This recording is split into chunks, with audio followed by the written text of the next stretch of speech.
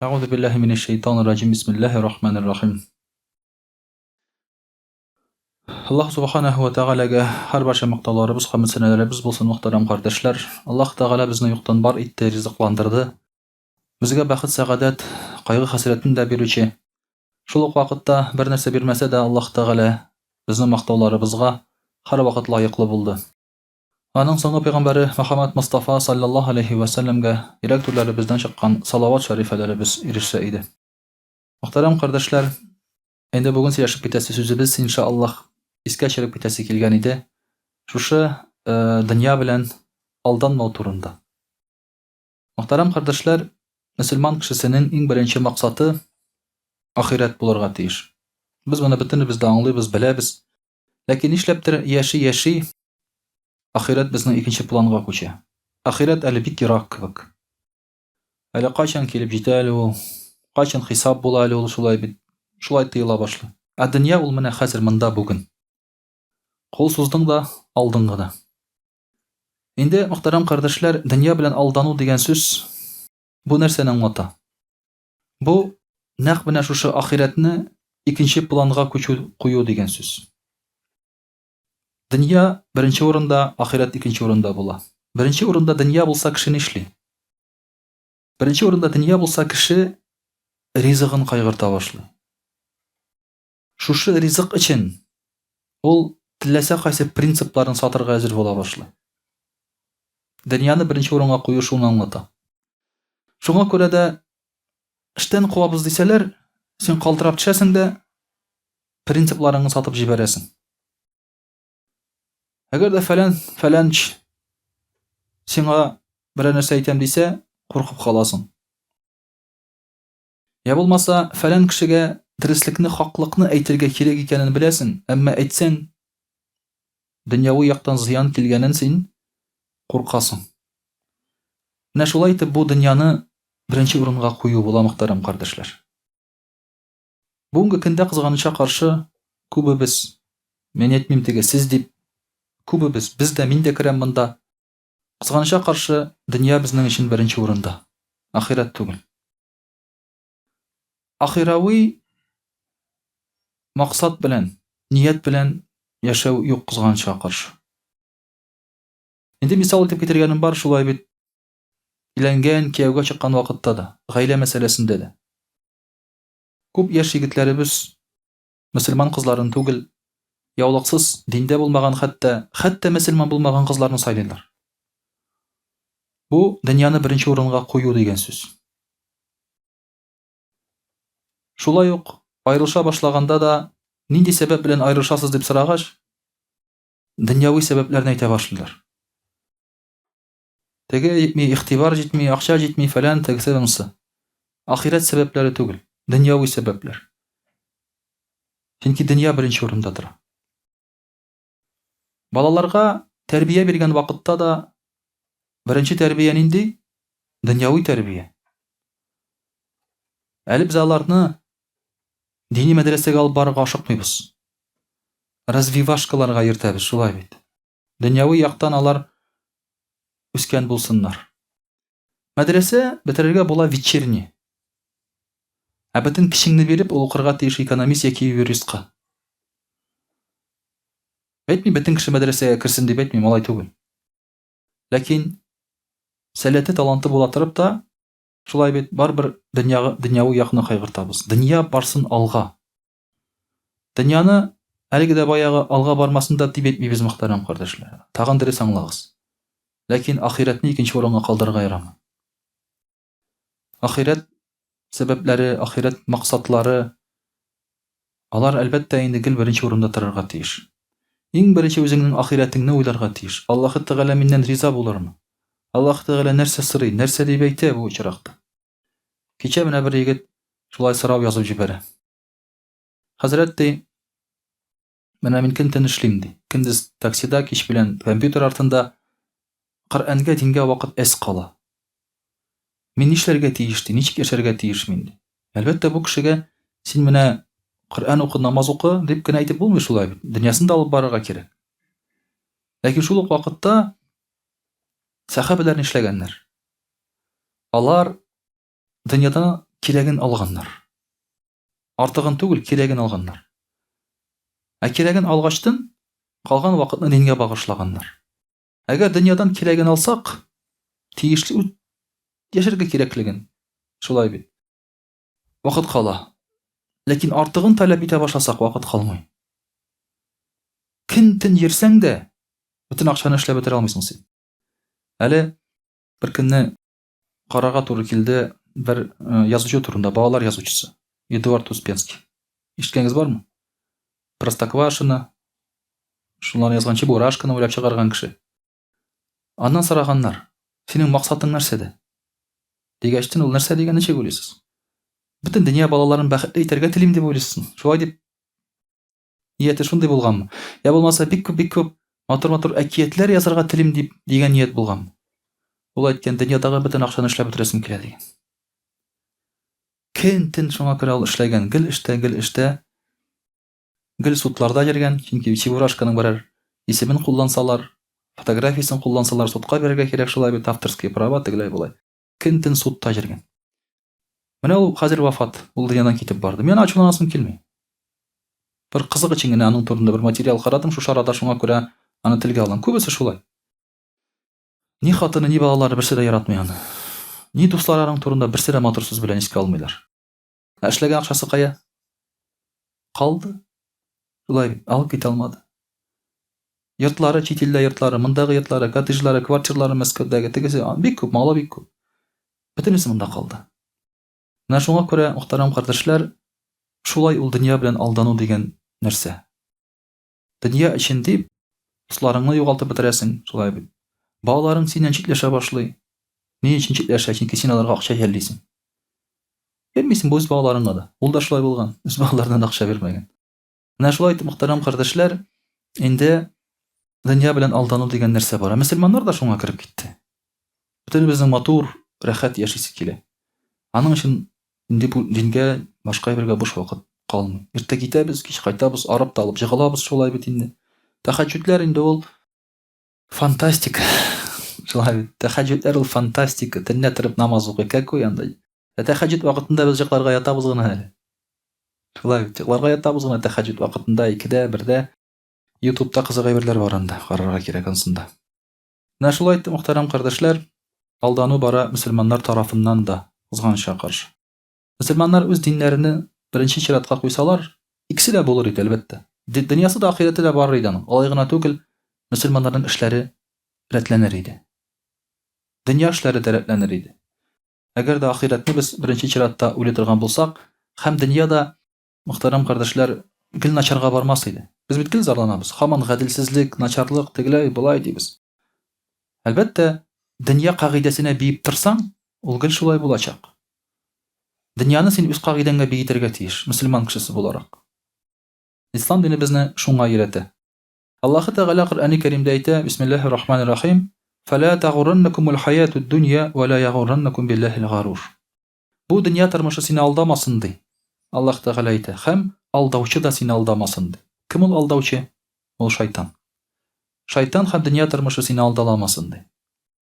Әлбәттә, алдаланган кешеләр, мөхтәрәм кардәшләр, бик күп. Әлегә дә баягы шундый бер гаилә бар Германиядә, Квант дигән фамилияле гаилә. Алар Германиядә иң бай кешеләр булып саналалар. Алар BMW хуҗасы. BMW компаниясының хуҗалары. Сугыш вакытында аларның бабалары аккумулятор фирмасы булган аларның үзләренең. Алар акча эшләгәннәр, сугыш вакытында Германияга аккумуляторлар ясап, армиясына инде, армияга. Һәм аларның заводларында мең ярым гел эшләгән әсирләр, пленныйлар, концлагерь пленныйлар. Алар ярты ел эшләй алганнар бары. Ярты ел үлеп барганнар, ярты елга алыштырып барганнар кешеләрне.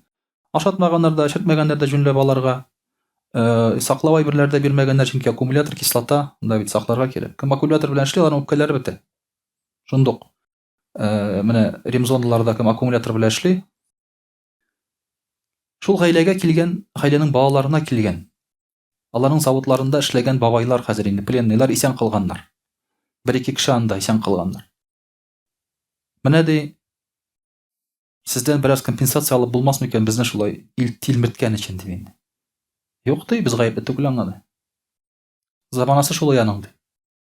Тем более без эшләгән эш түгел ул ди, анда балайлар ди. Алайсаң хотя бы гафу үтендереп булмасмы ди. Әзрәк күңелебез тынычлансын өчен ди. Чөнки бит ул сине кимсетеп, бушка эшләтеп, өстеңнән синең хуҗа булып торсыннар әле, бу бит кимсенү. Бу гомерлеккә сиңа комплекслар. Юк ди, безнең гафу үтенерлек әйберебез юк дигәннәр. Алайсаң, сезнең завод территориясында берәр памятник куеп булмасмы? Һәйкәл. Шушында үлгән кешеләр хөрмәтенә. Юк, кирәк түгел дигәннәр. Ансы да без үзебезне гаепле дип санамыйбыз дигәннәр. Ягъни мөхтәрәм кардәшләр, кеше хисләре, кешенең үпкә рәнҗеше икенче планга күчә. Дөнья белән яшәгәндә. Анда инде сиңа бер нәрсә кирәк түгел. Шайтан сине алдый. Менә иң мөһиме бу дөньяда шулай бит уңышлы булу. Син уңышлы, акчаң бар синең. Дәрәҗәң бар синең бу дөньяда. Баш ияләр сиңа. Ләкин сиңа баш ияләр кемнәр? Шул ук дөньяга табынучылар. Шул ук дөньяга табынучылар сиңа баш ияләр. Син дә дөньяга табынасың, алар да дөньяга табына. Алар дөньяга табынмаса, сиңа баш имәсләр иде. Фиргавөнгә бит Муса алейхиссалам баш имәде. Фиргавун мин Алла диде, син ничек мине танымыйсыз ди. Юк ди, син Алла түгел ди. Хәтта Фиргавунның сихерчеләре дә ахыр чиктә нәрсә ди? Алла син түгел ди, Алла башка ди. Баш имәде. Фиргавунның ачуы чыга. Мин сезнең ди, аякларыгызны, кулларыгызны кисәм ди. Сихерчеләр нәрсә ди? Без шахид булып китербез ди. Иман китергән сихерчеләр, без шахид булып китербез ди. Ягъни Фиргавун нишләргә белми. Ачуыннан. Ул беркем түгел хәзер, аны санамыйлар, танымыйлар шулай. Шуңа күрә дөньяга табынучылар күп булганда, залимнар да күп була. Чөнки залимнардан курка шул ук дөньяга табынучылар. Аларның байлыгыннан, кешеннән куркучылар. Аллаһның ачуыннан түгел. Шуның өчен дә Аллаһ Тәгалә әйтә, шайтан сезне алдамасын ди. Алдый ул сезне, сез үзегез түбәнчелектә кимсетелеп яшәячәксез ди. Сезне алдаганга күрә. Ахирәттә дә бер нәрсә булмый ди. Ахирәттә дә бер нәрсә булмый ди. Икенче бер аятында Аллаһ Тәгалә әйтә, бисмиллаһир-рахманир-рахим, куллу ман алейха фан ва ябqa ваҗһу раббика зул җалали вал икрам. Бөтен нәрсә бетә. Бөтен нәрсә бетә. Кыямәт көнендә Аллаһ Тәгалә юкка чыгара. Нәрсә бар җир йөзендә бөтен әйбер юкка чыга, тип-тигез була. Тип, агач та юк, таш та юк, бер нәрсә юк. Елга да юк, бер нәрсә юк. Тип-тигез. Көмеш, ак төстә җир тип-тигез була. Һәм Аллаһ Тәгалә әйтә шул җир йөзендә. Кайда патшалар ди? Үзләрен Алла итеп санаган ди. Кая алар ди? Аллаһ Тәгалә кычкыра шул вакытта. Патшалар, шу җирне тибеп, менә бу минем җирем, мин монда хуҗа дип бергән кешеләр. Кайда алар ди? Андый кешеләр күп, мөхтәрәм кардәшләр. Мин монда хуҗа дип шулай бит. Совет чорында бер вазикка утырып, колхоз председатель җире шулай бит, мин монда хуҗа дип. Тибеп керә кешенең ишеген. Эшкә алып китергә. Нәрсә җаклап ятасың ди. Хуҗа анда. Бөтен кешене хуҗа дип таныйлар, шулай. Ике хуҗа иде авылда, берсе сельсовет председателе, берсе колхоз председателе. Ике хуҗа иде. Иң бәхетле кешеләр шуларның балалары иде. Иң байлар һәм иң бәхетле кешеләр. Кайда ул хуҗалар ди? Тибеп йөргән шулай иттереп ди. Мөхтәрәм кардәшләр, аларны бу дөньяда берсе урынына икенчесе килеп алыштыра. Шул ук вакытта ахирәттә аларның берсе дә калмый, ул хуҗаларның. Куллу ман алейха фан, бөтен нәрсә фани юкка чыга. Ва ябqa ваҗһу раббика зул җалали вал икрам. Аллаһның йөзе генә кала. Ягъни Аллаһ үзе генә кала. Ул патша. Әл-Малик, әл-Хак, әл-Мубин. Ул патша, ул хакыйкать һәм ул ачыклык бер. Башка бер нәрсә калмаячак ди. Шуның өчен мөхтәрәм кардәшләр, шушы сезне алдамасын ди Аллаһ Тәгалә әйтә. Бу дөньяда ни бары ниндидер 50-60 ел өчен ди, ахирәттегезне, мәңгелегегезне сата күрмәгез ди. Аллаһ Тәгалә әйтә Коръәни Кәримдә, бисмиллаһир-рахманир-рахим, إن الذين لا يرجون لقاءنا ورضوا بالحياة الدنيا واطمأنوا بها والذين هم عن آياتنا غافلون أولئك مأواهم النار بما كانوا يكسبون. Benim bilen açraşırga tilemegen kişilerdi. Hem şuşu dünya bilen rizalaşıp, dünya tırmışına riza bolup, şunun bilen tınışlanıp yaşagan kişiler, alar bizning ayetlerimizni ko'rmadi diye Allah Teala aytdi. Bilmedi diye, bilirge tilemedi diye. Alar utta bolarlar işlegen işleri içindi. Temuhta bolarlardı.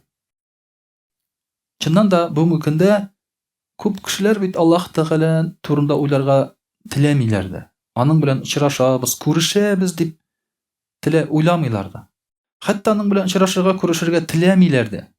Bugün mine yaşlardan sorasan, ты хочешь встретиться с Богом, дип менә сорап бирәң, син нәрсә дип син яшьләрне сәди? Ха-ха, было бы прикольно. Шулай бит. Менә аларның җаваплары шундый була. Алар әйтми, мин гынахымнан куркам дип. Калтырап төшмиләр шулай бит. Алар было бы прикольно диләр алар. Шулай дип әйтәчәкләр. Аллаһ Тәгалә белән күрешергә омтылмыйлар. Күрешергә омтылалар, нидер артистлар белән шулай бит анда, ниндидер кумирлары белән үзләренең бизнес коучерлар белән һәм башкалар белән. Аллаһ Тәгалә белән очрашырга теләмиләр. Onun için muhterem kardeşler, алар безнең аятларны күрмиләр ди Аллаһ Тәгалә әйтә. Muhterem kardeşler, bu dünyanın уңышы турында да Аллаһ Тәгалә әйтә. Bu дөньяда уңышка ирешәсең килсә, бөтен әйберең булсын дисәң, акчалар, маллар, шулай бит инде, матур-матур кызлар, сәламәт балалар, бөтен әйберең булсын дисәң, нәрсә эшләргә кирәк ди Аллаһ Тәгалә әйтә Коръән-и Кәримдә. Бар җавабы бар. Аллаһ Тәгалә әйтә: Бисмиллаһир-рахманир-рахим. Ман кана юриду al-hayata ad-dunya wa zinataha nuwaffi ilayhim a'malahum fiha wa hum fiha la yubkhasun. Кем бу дөньяны тили, һәм бу дөньяның матурлыгын тили ди. Шуны беренче урынга куйган икән, шуңа омтылган икән ди, без аңа бирәбез ди тулысынча. Аллаһның кылган гамәлләрне без бер нинди дә үзебездә яшереп калмыйча түләячәкбез ди. Димәк, бу дөньяның уңышына ирешәсең килсә, дөнья белән яшәргә кирәк. Дөньяның матурлыгы белән яшәргә кирәк. Әйтәләр бит, менә анда тренинглар вакытында. Менә мин анда уңышка ирештем, мин шулай тегеләй булай ди. Дөньяны беренче урынга куйсаң, уңыш булачак. Иртә кичтен гыйбадәтеңне калдырып эшләсәң, акчаң булачак. Гарантия, Аллаһ Тәгалә гарантия бирә. Ишетәсезме? Һәрберебез байырга тели. Менә сезгә киңәш. Менә сезгә киңәш. Шулай бит. Әле икенче ягын әйтмим әле, шулай. Ләкин бу дөньяда бөтен әйберең була. Теләгән әйберең була. Уңышка ирешәсең. Ләкин дөньяны беренче урынга куй. Шуның өчен омтыл. Шуның өчен яшә. Шуның бизәген матурлыгын телә. Хыял итеп куй үзеңә, затлы машиналар, затлы йортлар. Бөтен әйберең булачак. Аллаһ Тәгалә әйтә, бирәчәк безне. Улаика аллазина лейса лахум фил ахирати илля ан-нар. Әмма кыямәт көнендә уттан башка әйбер булмас аларга ди. Ләкин бу дөньяда яшәп каласың. Кирләтеп, матур итеп, типтереп яшәп каласың шулай бит. Миллиардлар була синең. Үләп карагыз әле, яхталар була. Нәрсә генә юк синең. Бөтен әйберең бар. Актрисалар булай гына, монысын сайлап алам. Вот намысын, давай. Китерегез әле миңа. Бөтенесе синеке. Кем хыялланмый шулай бит моның турында. Әлхәмдүлилләһ, без хыялланмыйбыз. Ләкин кыямәт көнендә бер нәрсә булмас уттан башка ди. Ва хабита ма санау фиха ва батилу ма кану яъмалун. Аларның эшләгән эшләре юкка чыгар. Һәм эшләгән эшләренә бер нинди аларның теге дөньяда савап булмас ди. Мөселман кешесе, мөхтәрәм кардәшләр, шуңа күрә ул бу дөньяның өстенә атланып хуҗа булырга хыялланмый. Ләкин аны Аллаһ Тәгалә хуҗа итә. Теләмәсә дә хуҗа итә. Әгәр ахиратны беренче урынга куйса, дөнья үзе килә. Малы белән. Китереп ташлый аның каршына. Мөселманнар мәчеттә гыйбадәт кылып, дини гыйлем алганда, ахират белән яшәгәндә, Аллаһ Тәгалә бөтен дөньяны аларның аяк астына китереп салды. Византия белән Персияны китереп салды. Бөтен байлыклары белән. Дөньяда ул вакытта 2 сверхдержава иде. Византия һәм Персия. Алар белән ничектер көч алышу мәгънәсезлек, ахмаклык булып санала иде ул. Ничек инде ул? Ничек сверх җиренә бүгенге көндә дә әйтәләр бит. Кытай белән сугышсак, Кытай белән сугышны күз алдына да китерә алмыйлар бүген. Кытай белән ничек сугышасың син? Миллиард ярым кеше просто керә дә утыра. Шулай бит инде. Нинди сугыш турында сүз бара монда дип теге. Шапка белән теге. Закидаем шапками дип әйтәләр бит. Без аның турында хыялламыйбыз да хәзер теге. Әмма ул вакытта да шулай. Византия белән Персия, алар кем алар белән сугышсын, син нәрсә? Мөселманнарның аяк астына китереп сала Аллаһ Тәгалә шушы ике дәүләт. Персия белән сугышкан вакытта фарсылар белән тора мөселманнар. Чыртык чапан исләрендә сеңгеләренең тимерләре чүпрәк белән бәйләнгән агачка. Кылычлары билләрендә кыны юк, акча юк аңа. Билләге чүпрәккә тыгып куйганнар. Тора солдатлар, мөселман солдатлары. Күз алдына китерәсезме? Шулай торалар. Алар каршында тора фарсы гаскәре. Бөтенесе киленгән тимердән. Экипировка заманы өчен иң яхшысы. Аякларына бәйләп куйганнар сипләр белән бер-берсен. Бөтенесе бер-берсен бәйләп куйганнар чылбырлар белән. Качмаска. Бердәм бергә атлыйлар, бергә баралар. Алар шулай сугышалар фарсылар. Нәрсә белән бетә бу сугыш? Шушы чылбырлары качыргаларга кымачаулый. Чөнки берсен үтерәләр, икенчесе качмакчы була, аягы бәйләнгән. Теге мәйтне стрәп барырга кирәк. Бөтенесе шунда ятып калалар. Халид ибн Валид әйтә, мин буларны да суйып битерәм хәзер ди. Монда ди ант итәм ди. Елга булып агачак кан ди моннан ди. Фарсы каны ди. Үтерәләр хәзер буларның бөтенесен. Кан җитми бит елга булырга. Халид ибн Валид әйтә, күбрәк үтерергә кирәк ди. Елга булсын ди, мин бит ант иттем ди. Шуннан соң сахабалар әйтә, кирәкми ди алай күп кан кыйырга ди. Тукта ди.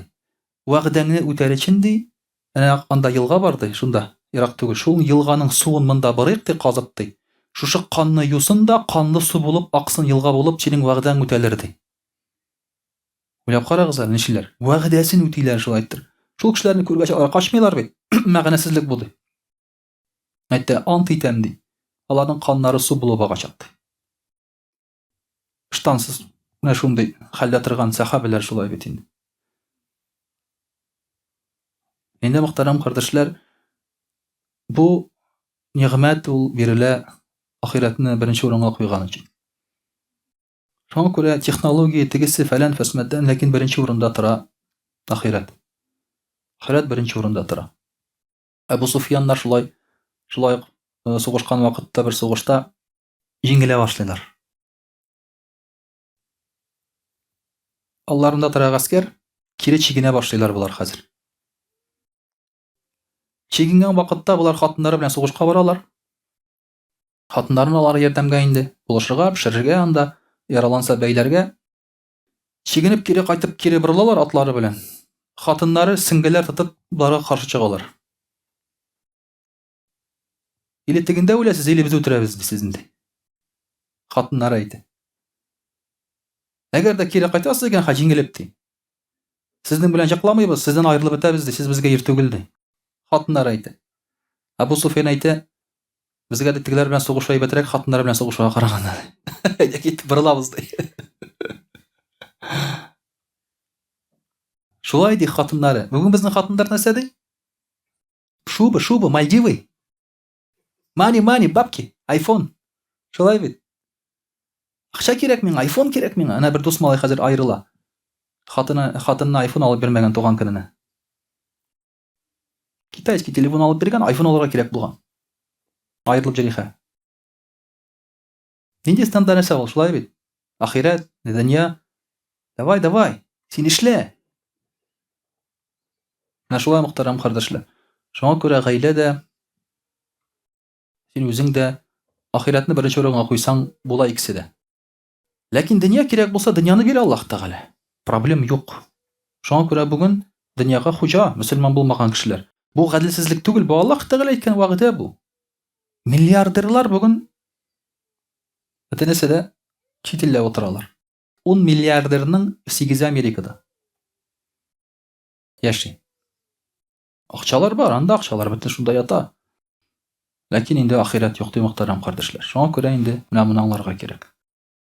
Енді иншаллах русчадан сөйлеп кетербіз. Аузу биллахи минаш шайтанир раджим. Бисмиллахир рахманир рахим. Дорогие друзья, сегодня мы с вами говорим о приоритетах в нашей жизни. То есть, что надо поставить на первое место? Мирскую жизнь или ахират? Всем понятно, что ахират должен быть на первом месте у мусульман. На устах, в книгах он на первом месте, но не в жизни. В жизни у нас всегда на первом месте это мирская жизнь. Мы никогда не оставим работу ради 2 ракатов намаза. Никогда. Даже ради фарз намаза мы не оставим работу. Никогда мы этого не сделаем. Почему? Потому что выгонят с работы. Выгонят с работы, денег не будет.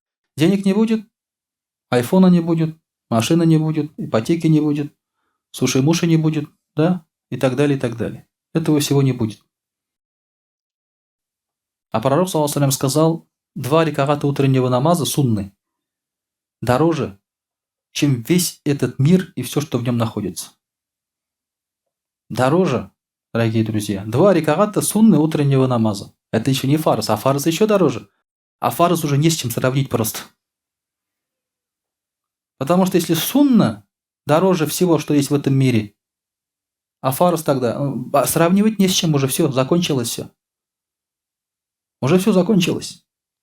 А если ты прочитаешь не только 2 раката сунны утреннего намаза, а 2 раката еще фарз, а еще все сунны и фарзы других намазов, ты станешь богатейшим человеком во Вселенной. Не на Земле, потому что Земля все уже. Во Вселенной. Но это богатство знают только верующие. Неверующие этого богатства не знают. Для верующих эти глупцы. Когда вот в метро человек намаз читает, другой его снимает. Он говорит, я не хочу, чтобы вы здесь намаз читали. Другой говорит им. Он не понимает, какое богатство хочет этот человек. И какое у него богатство есть. А может понимает, хочет лишить его этого богатства. Из зависти. Сейчас люди завистливые же. Пророк, саллаллаху алейхи ва саллям, сказал, «Мад дунья фил ахира, илля камаthали ма ядж'алю ахадухум мусбагаху фил ями фальянзур бима ярджа». Что такое дунья? Этот мир по сравнению с ахиратом, говорит пророк, саллаллаху алейхи ва саллям. Окуните свою руку в море и вытащите. Что прилипло к вашим рукам, говорит. Вот это, говорит. Вот что мы берем из этого мира. Вот что значит богатство этого мира по сравнению с ахиратом. Море осталось, к твоим рукам ничего не прилипло. Сколько людей ездит купаться на море? Море от этого меньше воды становится? Нет, меньше не становится. А ты же с собой выносишь частички воды там и так далее. Ничего с собой ты не приносишь оттуда. Также, говорит, вот богатство ахирата вот это. Человек, он чуть-чуть что-то в этом мире почувствовал, чуть-чуть. И теперь хочет за это продать свой ахират. Вот за то, что прилепло к его рукам, он хочет продать все остальное. Все море хочет поменять. Это же глупо. Это великая глупость. Человек ничем не владеет. Всю жизнь он делит землю, делит богатство, копит, строит. А на самом деле он ничем не владеет. Уходит он с пустыми руками. Один из турецких султанов, когда его похоронили, умер, он сказал, он завещал перед смертью, похороните меня, заверните в саван белый, пусть мой саван будет открытый, и руки оттуда у меня будут торчать. Все, что я накопил золото, сыпьте на дороге передо мной, говорит. И все мои слуги, все мои там женщины туда-сюда, пусть все будут меня провожать. Говорит, зачем? А пускай увидят, что я был... Что такое турецкий султан? Османская империя – самая большая империя тогда. И по нынешнее время никто не смог сделать еще большую империю. Только Чингисхан, наверное. Кто был владыкой Османской империи, тот владел, всем владел. Не представляете себе, да? Это богаче, чем Россия. И вот он говорит, пускай люди видят, что руки мои пустые, хотя я был царем, султаном. Все, что богатство я накопил, оно вот сейчас под ногами, и я ничто из этого подобрать не могу. И люди, которыми я владел, какие-то рабы, женщины там, жены и так далее, они все вон меня провожают, и все остаются в этом мире. Пускай, говорит, все видят это. Тогда, конечно, цари тоже были мудрыми. Вот что значит, говорит, этот мир. Ничего, естественно, с собой не уходит. Пророк, саллаллаху алейхи сказал, «Ад-дунья сиджнуль му'мин ва джаннатуль кафир». Этот мир – тюрьма для верующего, но рай для неверующего. Действительно, для верующего есть много ограничений в этом мире. Он постоянно должен ограничивать. Даже если к нему плывут богатства, халяль, все, он все равно должен себя ограничивать. Свой нефс должен ограничивать, чтобы не утонуть в этом, чтобы садака дать, закат дать, правильно распределить, все равно нефс надо ограничивать. Деваться некуда. Поэтому в определенном смысле это тюрьма. А для неверующего рай, потому что нет ограничений. Зашел в любой ресторан заходит. Мы не можем в любой ресторан. Вот ты хочешь съездить отдохнуть, например, в Крым, а ты не можешь? В любой отеле ты можешь остановиться? Нет, не можешь. Все, что хочешь, можешь поесть? Нет, не можешь. Мы поэтому ищем определенную гостиницу, определенную меню, еду, да, определенные пляжи там, чтобы поменьше людей там, чтобы мы не смотрели, на нас не смотрели и так далее. Ограничения постоянно. Неверующий человек, у него нет ограничений. Делает все, что хочет. Пьет, кушает все, что хочет, кушает все, что хочет. Но ахират по-другому. Для верующего будет рай, а для неверующего уже тюрьма. Дорогие друзья, богатство тоже хорошо. Мы не говорим, что надо отказываться от этого мирского богатства. Но это всегда должно быть средством, а не целью. Мирское богатство всегда должно быть средством. Богатому человеку проще зайти в рай, чем бедному. Потому что у него есть богатство, и он может купить рай. Как бы это ни звучало цинично, он может купить. Но покупается это не у хазрята бланк покупается. Если что продается. Да. Раньше была такая вещь. В христианстве продавали. Продавали ад и рай. Давали бумажки. Это как-то называлось еще свое название было. А? Интеллигенция, да. И вот один очень богатый человек пришел в церковь и выкупил ад. Рай все покупали, ад никто не покупал. И у ада цена была дешевая. Потому что все же в рай хотят. Кто в ад хочет, правильно? А это был умный человек. Он пришел и говорит, ад сколько стоит? Он говорит, что, дурак, что ли, ад покупать? Ну, сколько, говорит, стоит? Ну, вот столько-то. Все, я покупаю. Он купил ад. Потом вышел с бумажкой и сказал, я купил весь ад, и я его закрываю. Делайте все, что хотите, я вас туда не пущу. Представляете, какой умный человек, да? Грешите, говорит. Делайте, что хотите. Не ходите на молитвы. Ад мой, я его закрыл. Я вас туда не пущу. Понимаете, какой хитрый был? Обманул этих монахов, так скажем. А те, зачем уже рай покупать? Да? Раз в ад тебя уже не пускают, все. Поэтому, конечно, можно купить. Если у тебя есть деньги, садака даешь, пожалуйста, покупаешь. И поэтому сахабы раньше бедные завидовали богатым сахабам. Они так и говорили. Как же им хорошо, говорят. Они намаз читают, мы намаз читаем. Они уразу держат, мы уразу держим. Говорят, мы соперничаем, но идем нос в нос. Но они садака дают, а мы ничего не можем давать. Они нас, говорят, обгоняют.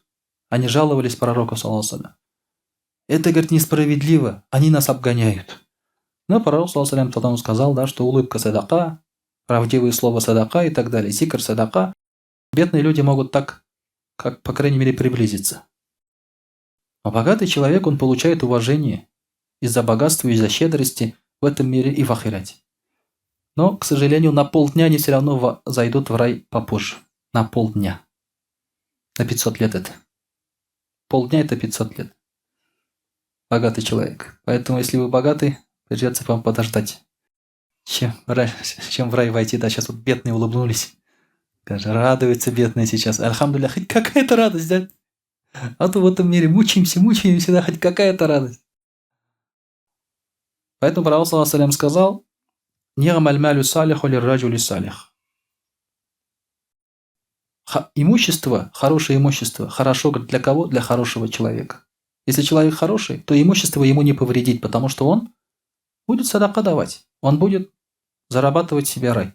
Но если у человека есть имущество, дунья, мирское, но он садака не дает, а это его наоборот развращает, то, конечно, для него это погибель. Для него это плохо. Зависит от человека уже в этом случае. Если вам Аллах Тааля не дает имущество, если вы никак не можете разбогатеть, стараетесь, работаете, в чем причина, как вы думаете? В чем причина? Значит, Аллах Тааля вас любит. И если бы вы разбогатели, вы бы испортили, значит. Значит, вы можете войти в рай, только будучи бедными. И поэтому не надо переживать и горевать из-за того, что вы бедные, потому что, значит, ваш путь через бедность. А у богатого человека то садака дает, через богатство. Потому что Аллах Тааля смотрит на сердце человека и старается сохранить его иман, его веру. Он помогает ему. Иногда человек грешит, например, и не может остановиться от греха. И Аллах Тааля как-то делает так, что позорит этого человека. Этот человек сразу останавливается. Аллах Тааля его опозорил? Нет, Аллах Тааля хотел его остановить от этого греха. Он ему сделал одолжение.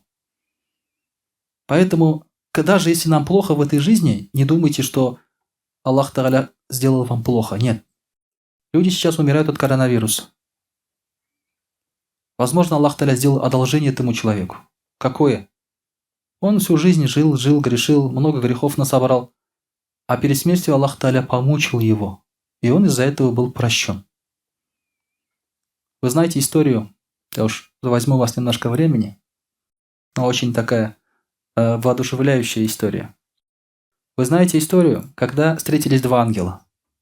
Он говорит: ты кто, куда идешь?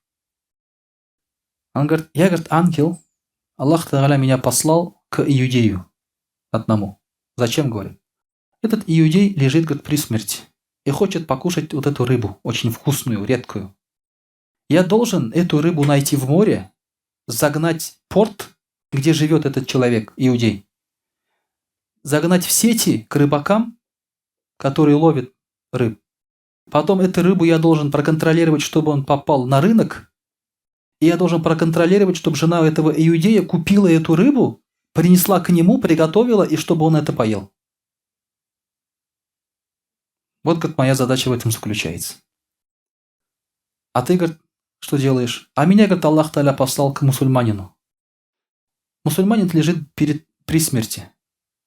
И он хочет выпить молоко перед смертью. У него появилось такое желание. И вот когда он протягивается к молоку, я должен опрокинуть эту чашку и вылить молоко, чтобы он его не попил и умер. Чтобы его вот это вот последнее желание просто выпить молоко, оно не сбылось. Что это такое? Беспредел, да? Зачем тогда быть мусульманином? А потому что, если человек в этом мире чего-то не получил, что-то хотел, но не получил, он получает это в ахирате. Поэтому верующему Аллах Тааля ограничивает всегда. Не додает ему положенного, чтобы он в ахирате получил. А неверующему Аллах Тааля в этом мире дает все по желанию. Он только подумал: все, пожалуйста, мустанг, пожалуйста, все, есть у тебя. Я уже сколько думаю о мустанге. Вы не представляете. Я шерстю уже там в Авито сижу, смотрю, там уже... Это же мучение душевное, понимаете? Вот, пожалуйста, тот подумал, он получил. И, пожалуйста, без проблем. Но в ахирате он ничего не получит. По мгновению есть ангелы, которые специально неверующим вот дают. Пожалуйста, бери, только там не проси. Вот там уже не проси ничего. Ты в этом мире получил вот так вот, по мгновению палочки. Пророк саллаллаху алейхи говорит: бывают 4 вида людей по отношению к этому миру. Пророк саллаллаху алейхи говорит. Первое – это человек, которому Аллах Тааля дал знание и имущество, то есть знание и богатство. У него есть и знание, и богатство. Знание имеется в виду религиозные знания. Знание об Аллахе. Он верующий, знающий и богатый человек. И он богобоязненный, боится своего Аллаха, своего Господа. Этими деньгами он налаживает родственные связи, то есть тратит деньги на своих родственников. Если богатый человек, если он богобоязненный, он должен тратить деньги не только на себя, но и на родственников тоже. Зачем? Это мудрый человек, и родственники не будут ему завидовать. У нас есть богатые, один в семье, но он родственникам ничего не дает. И поэтому братья, сестры завидуют ему. Он, говорит, тратит родственник на родственников и налаживает родственные связи. И что? Этот человек тратит туда, куда надо, дает садака там и так далее. И это, говорит, лучший из людей на этой земле. У него есть и знания, и имущество. Он полезен и для этого мира, и для ахирата. Все. Он в обоих мирах все забирает.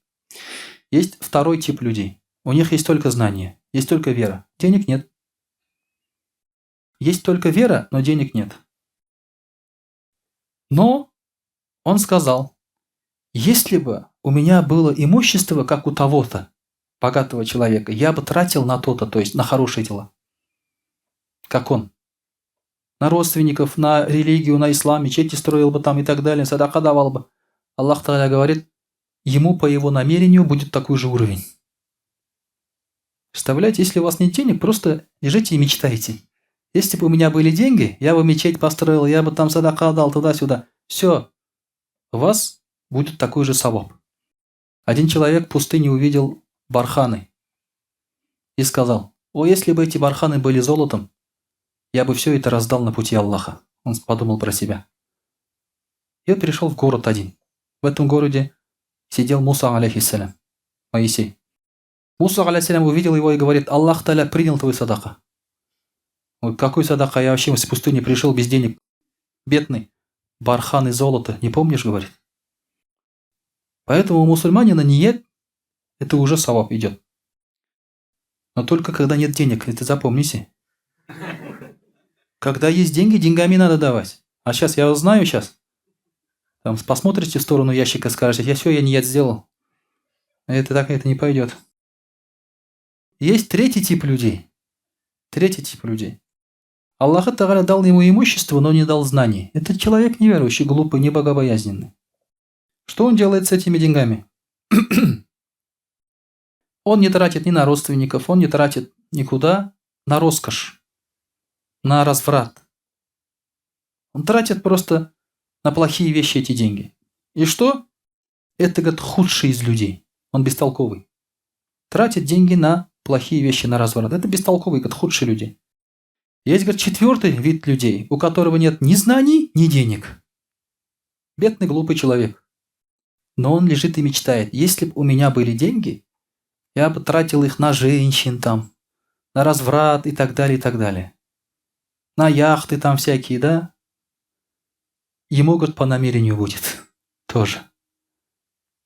То есть, будучи бедным, он еще грех зарабатывает. Грех от этого олигарха, который тратит деньги на бесполезные вещи, будучи бедным. Поэтому есть у нас некоторые люди говорят, вот мне бы деньги Абрамовича, я бы там, я бы вот это сделал бы. Там, сям, да, он дурак, вот он не умеет деньги тратить. Все, ты вместе с ним тратишь деньги. Если так хочешь, пожалуйста. Грех ты уже собрал. Поэтому очень важно, дорогие друзья, и намерение тоже. Иншаллах, Аллах Тааля нас ничего не лишает. Ахират нас ничего не лишает. Мы приобретаем, дорогие друзья.